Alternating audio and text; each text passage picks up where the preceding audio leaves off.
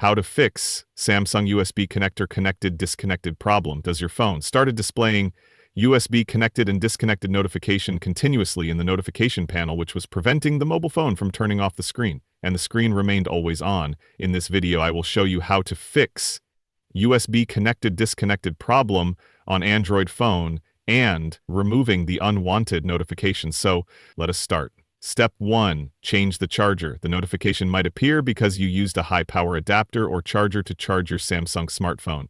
Try to attach other compatible chargers to your mobile phone. If you don't have other chargers, you can try to attach the smartphone to PC or laptop's USB port, which will start charging the smartphone. If the USB connector connected disconnected notifications has been removed, then the problem is with the charger. Step 2. Enable USB debugging. Open the settings on your phone, scroll down and tap on About Phone or About Device. Tap on Software Information, locate build number and tap on it 7 times.